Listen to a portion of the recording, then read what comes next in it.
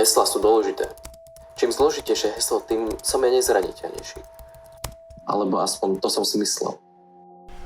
Všetci ma volajú Johnny, pretože hacker Janči znie pofiderne.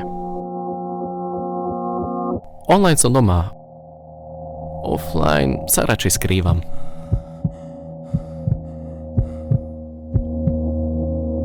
A keď som za klávesnicou, tak sa cítim, že môžem byť slobodný. V skutočnom svete som sa naučil splynúť s davom. Byť neviditeľný.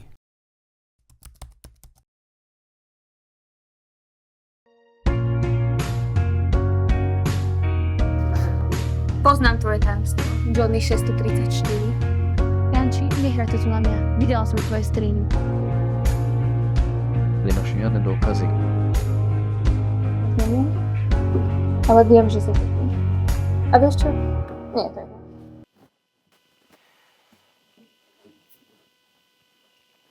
Máš super talent, ktorý môžeš využiť, aby si pomáhal ľuďom na tejto škole a nielen v nejakých počítačových hrách.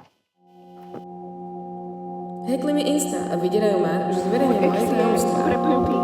Urážajú môjho brata v komentároch kvôli videu, ktoré natočil. Niekto zverejnil moje fotky, na ktorých som nahá. A tak to nejako začalo. Niektorí ľudia hovoria, že som otravná. Ja hovorím, že som cieľavedomá, ambiciózna a že väčšina ľudí proste nestíha držať krok.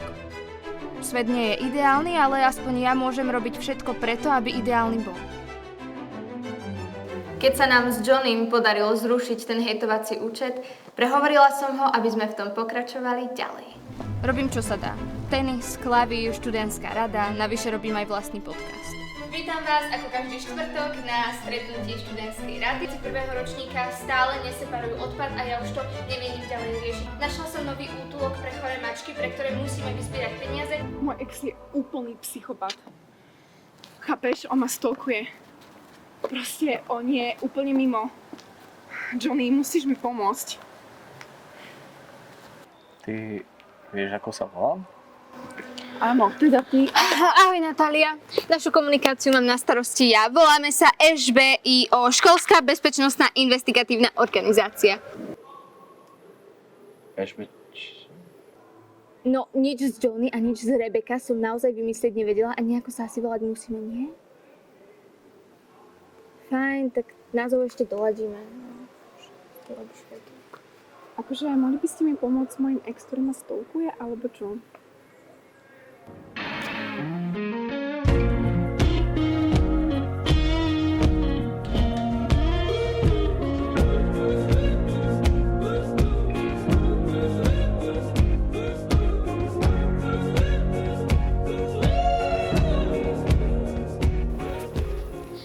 Vieš, že keby nebolo mňa, tak teraz sedíš doma pri kompe?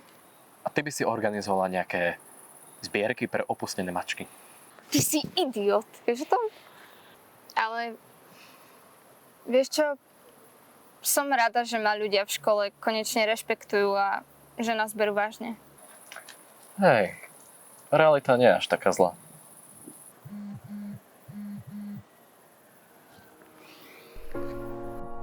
Prestaňte sa vrtať tam, kam nemáte, inak to oľutujete.